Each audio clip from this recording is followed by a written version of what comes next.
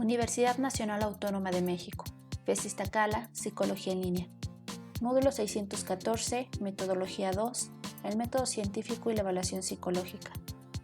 Maestro, Mario Fausto Gómez Lamunt. Sexismo en la ciencia y evaluación psicofisiológica. Presentado por Asensio Flores Wendy, Gómez Aguilar Christopher, López Mancilla Sara, Macedo Rosas Itzel, Rojas Herrera Blanca Estela.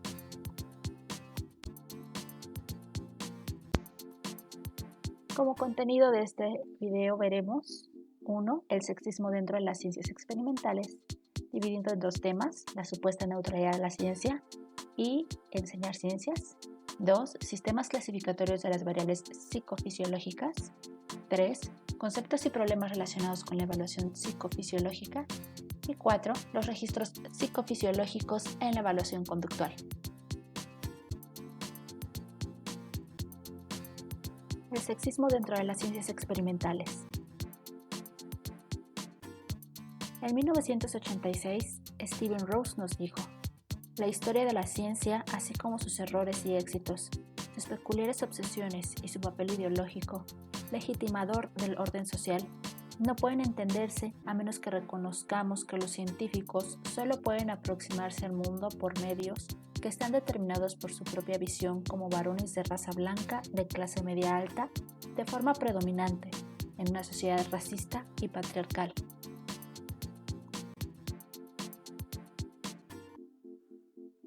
Este enunciado refleja claramente la falta de neutralidad de la ciencia desde el punto de vista de los estudios sociales y de la investigación feminista, y estudios que datan de la década de los 60 y 70 pusieron en tela de juicio la existencia de factores sociales, políticos y psicológicos presentes en la construcción de la ciencia. Por otro lado, los estudios en las investigaciones feministas de los últimos 20 años han desvelado el androcentrismo subyacente en muchos de los supuestos fundamentales del campo de las ciencias humanas y sociales. Y para poner solución a esto, en la década de los 80, la teoría feminista ha empezado a ocuparse de las llamadas ciencias duras, y sus investigaciones pretenden aunar los estudios sociales de la ciencia con la teoría feminista.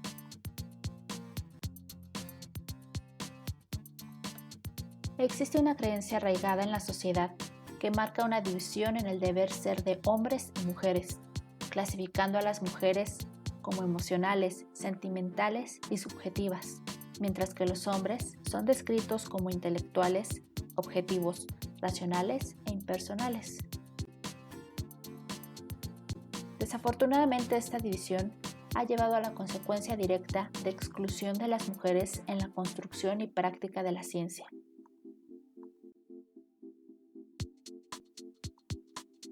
Podemos establecer 4 etapas que buscan corregir esta situación.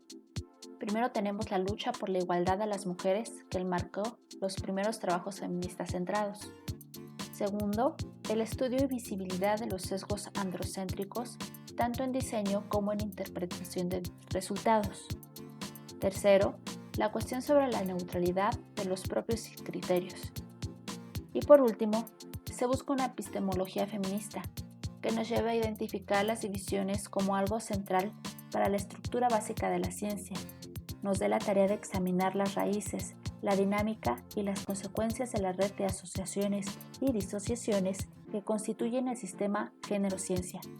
Nos hace preguntar cómo se informan entre sí la ideología de género y la ciencia.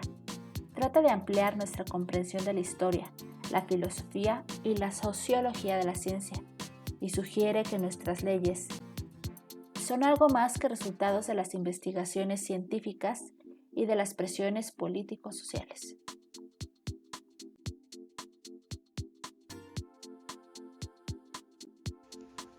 Enseñar ciencias. ¿Nuevos problemas educativos? Según Lires, citado por Álvarez, se debe definir un nuevo propósito educativo, como el conseguir que las niñas, los niños, los adolescentes, ya sean varones o mujeres, puedan llegar a comprender el significado de su propia experiencia. La ciencia se define como que no es cosa de mujeres, ya que siempre ha habido una escasa presencia de mujeres en la actividad científica y técnica, así como de las ciencias experimentales. Esto se busca que aumente en los próximos años. Pero, para llegar a este punto, habrá que preguntarse primero de dónde es que viene arraigada esta práctica, lo cual se explicará más adelante. ¿Qué papel tiene la escuela? Bien, la escuela va a tener un papel reproductor y legitimador de desigualdades sociales, lamentablemente, ya que va a hacer énfasis en los códigos de géneros masculinos y femeninos, haciendo una gran diferenciación entre ellos. Por eso van a surgir la necesidad de poder ejercer una acción positiva en términos de coeducación.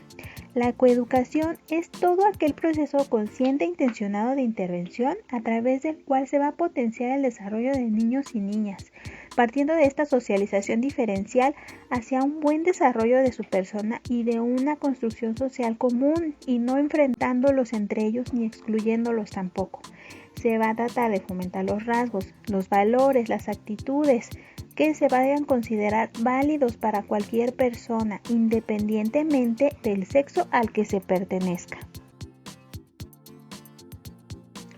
Hay dos posiciones que afectan al diseño de las investigaciones, tanto a la interpretación de resultados como a las propuestas de intervención pedagógicas y didácticas. Estas posiciones son el hacer que las mujeres accedan a la ciencia.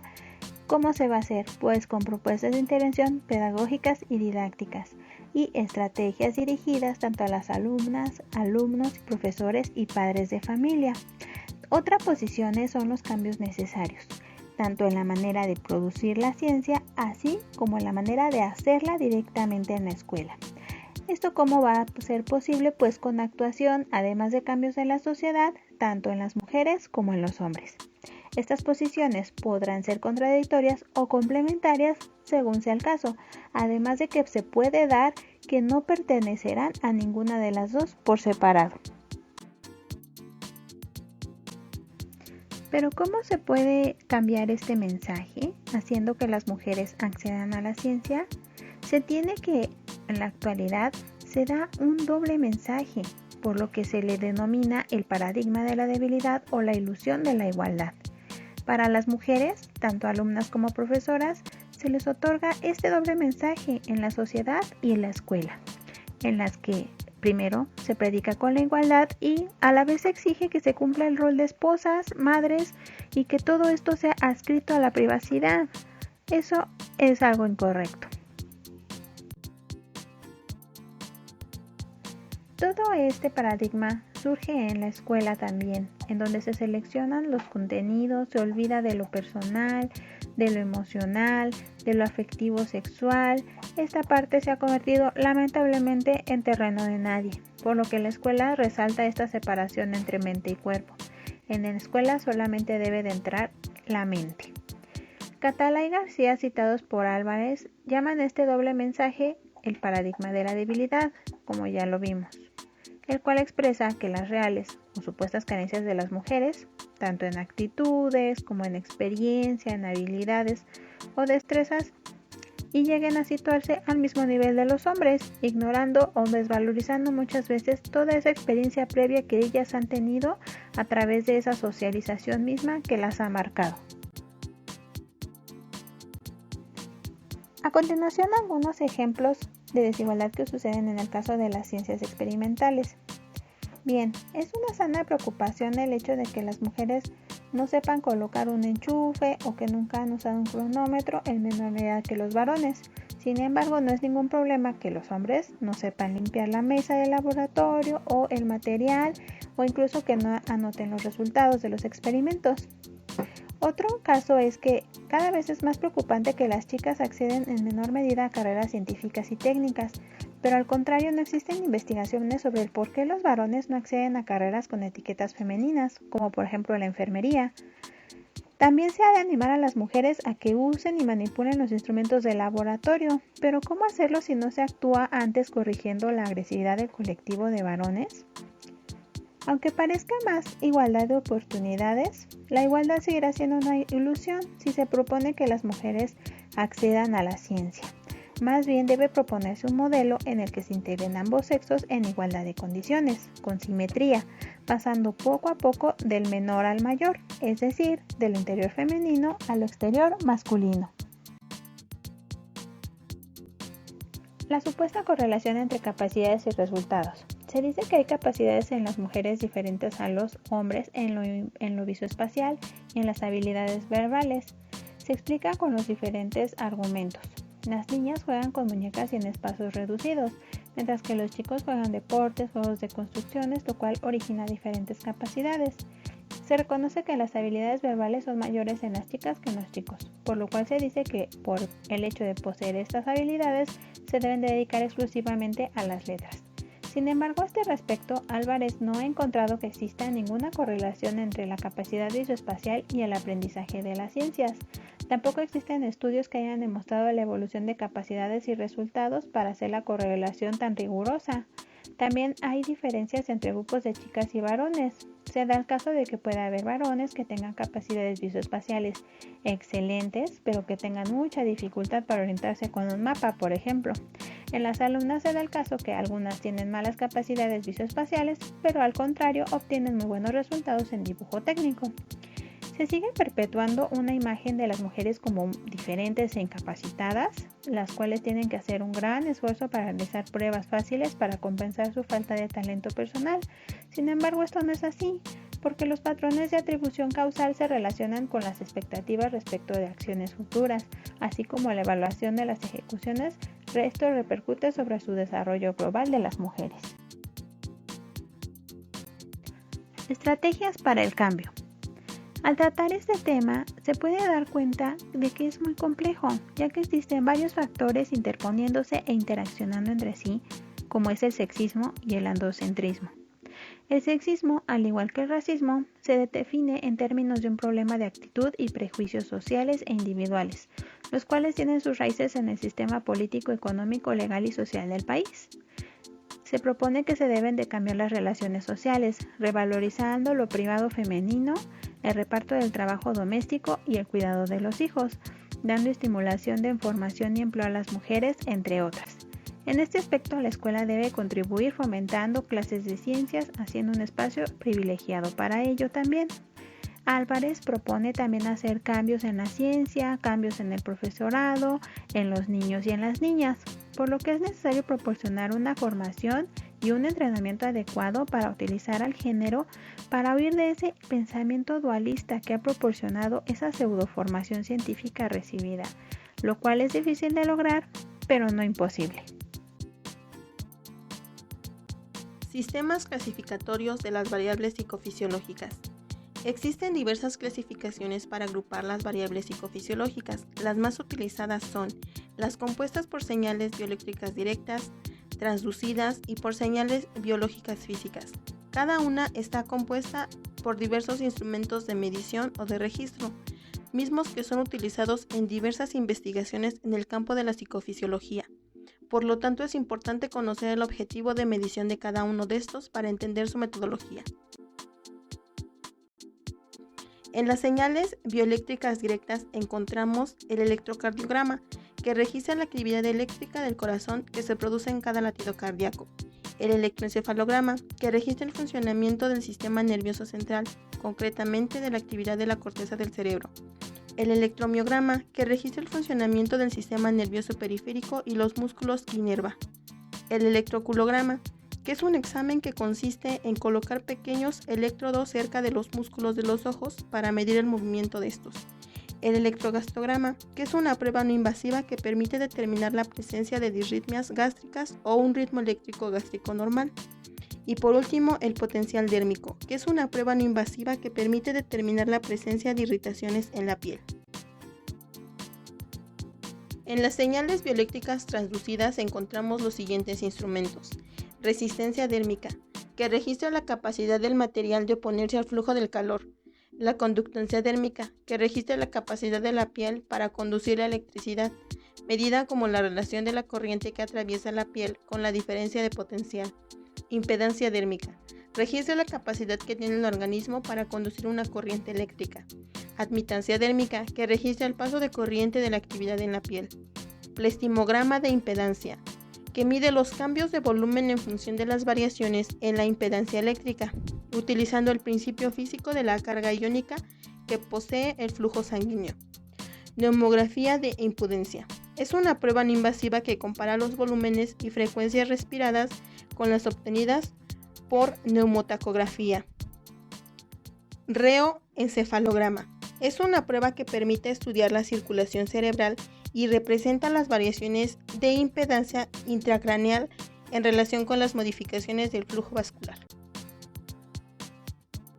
Por último, en las señales biológicas físicas encontramos los siguientes instrumentos: la temperatura, que registra la actividad eléctrica de la piel; el volumen pletismográfico, el cual registra cambios de presión y volumen que se utiliza para medir parámetros orientados al diagnóstico de enfermedades pulmonares o cardiovasculares; el movimiento, que registra la conducta del organismo; la motilidad gástrica, registra la acción fisiológica del aparato digestivo encargado de desplazar el contenido de la boca hacia el ano; la presión sanguínea, que mide la tensión ejercida por sangre circulante sobre las paredes de los vasos sanguíneos y constituye uno de los principales signos vitales; y por último, el flujo sanguíneo, que mide la cantidad de sangre que atraviesa la sección de un punto dado de la circulación en un periodo determinado.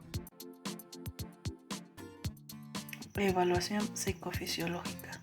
Conceptos. Emociones. Se definen como experiencias multidimensionales que tienen relación con lo fisiológico para adaptarse. Se produce por cambios producidos por zonas encefálicas específicas. Su función es preparar al organismo para ejecutar eficazmente una conducta en condiciones ambientales, movilización de la energía necesaria, acercando o alejando hacia un objetivo determinado. Las emociones en psicología, como ya había mencionado, tienen un carácter multidimensional: un sistema fisiológico adaptativo, un sistema cognitivo subjetivo, un sistema conductual expresivo, y se miden con señales bioeléctricas directas que dan a conocer cambios en las evaluaciones corticales y musculares.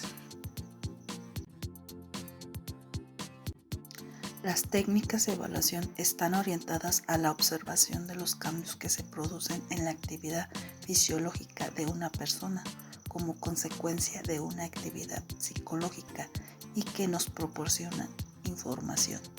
Se centra en el estudio de los trastornos en las relaciones entre el organismo y el ambiente, la valoración de trastorno, la intervención y el tratamiento. De acuerdo a investigaciones Vélez 2006, con el tema Psicofisiología de las emociones, con un diseño experimental utilizando señales bioeléctricas directas, electroencefalograma proporciona resultados que coinciden con las regiones temporales, que son las encargadas del procesamiento de situaciones sociales y morales. El estudio de Roset 2012, evaluación psicológica con relación con la música, con un diseño Cauchy experimental, utilizando señales bioeléctricas, electromiograma, proporciona resultados de los tipos de música. Tiene la capacidad de modificar la percepción de los pacientes en la actividad del sistema nervioso autónomo.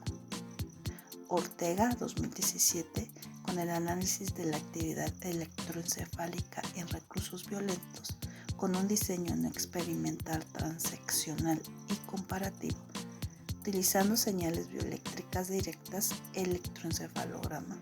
Los resultados dan a conocer dos tipos de tendencias en el grupo de psicópatas. Marcaron mayor actividad en la interacción tálamo-corticales. Y el estudio de Flores 2017, evaluación psicofisiológica de estrés en mujeres con cáncer de mama en riesgo de síndrome metabólico, con un diseño no experimental transversal descriptivo correlación, utilizando señales bioeléctricas directa, electromiograma. Los resultados dan a conocer diferencias significativas entre los grupos en la recuperación después del estresor cognitivo del área frontal. Los registros psicofisiológicos en la evaluación conductual. La importancia de los registros psicofisiológicos radica principalmente en que la emoción actúa como un indiciador de la conducta. Esto principalmente ocasionado por los cambios fisiológicos producidos por un determinado evento o un evento específico. Esto a su vez inicia una cadena de reacción conductual que es importante conocer. Los tipos de registros psicofisiológicos que se utilizan en la evaluación conductual son el electroencefalograma. Este se registra a través de las ondas eléctricas que emanan de los cuerpos de las neuronas que se ubican en el cerebro. Están relacionados con estados de relajación, estrés, procesos atencionales, procesos cognitivos e incluso en trastornos como ansiedad o depresión. Se utiliza principalmente las bandas beta, alfa, delta, entre otras, para conocer en el estado emocional o conductual que se encuentra una persona. Número 2. Electrooculograma. Este es un registro donde se colocan electrodos en las áreas adyacentes de los ojos. Específicamente se analizan dos tipos de movimientos, los movimientos sádicos y de seguimiento. Se utiliza para medir procesos atencionales y de reflejo de orientación. La electrohemiografía. ¿Qué es? Este registro es el que se obtiene de la actividad eléctrica de la contracción de las fibras musculares. Se utiliza principalmente para medir el grado de activación de los músculos. Esto puede representar un grado de activación alto, estrés o tensión, mientras un nivel de activación bajo, la relajación.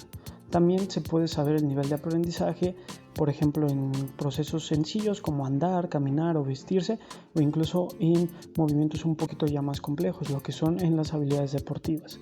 Número 4, la electrodermografía. Este sirve para medir la actividad eléctrica de la piel. Se registra principalmente el valor de resistencia y de conductancia de la piel. Estos registros se suelen usar para el miedo, específicamente ante ciertos estímulos, y con la no miedo o la neutralidad contra otro tipo de estímulos. Esto está relacionado con los trastornos fóbicos, también para determinar grados de aprendizaje en un individuo. El último es el electrocardiograma. Estas son las principales medidas que se utilizan, son la tasa cardíaca, volumen de contracción, el output cardíaco. Se considera que el electrocardiograma mide el músculo o la actividad del músculo cardíaco desde una superficie externa. Se utiliza principalmente para medir procesos de atención, los reflejos atencionales y también el grado de estrés y ansiedad que puede estar experimentando una persona. La relación entre lo psicológico o conductual con lo fisiológico siempre despertó gran interés en la ciencia. En la actualidad se cuentan con numerosos estudios que comprueban esta relación, y no solo con procesos emocionales, sino también cognitivos o conductuales. El condicionamiento clásico y operante también juega un papel muy interesante en la psicofisiología. Tal es el caso del biofeedback, que significa biorretroalimentación. Este permite a la persona conocer su actividad de uno de sus órganos, llámese corazón, conductancia de la piel, actividad dérmica, la actividad de sus neuronas o la actividad cortical, que le permite conocer por medio de señales que se transforman, ya sea de manera visual o auditiva, con el fin de que reciba una retroalimentación. Al llegar a ciertos niveles deseados dependiendo del experimento, el participante recibe un tono, recibe una imagen agradable con el fin del condicionamiento operante. Esto con el fin de que el sujeto haga todo lo posible para alcanzar los valores. Esto a su vez provoca que el individuo pueda modificar de forma voluntaria su actividad.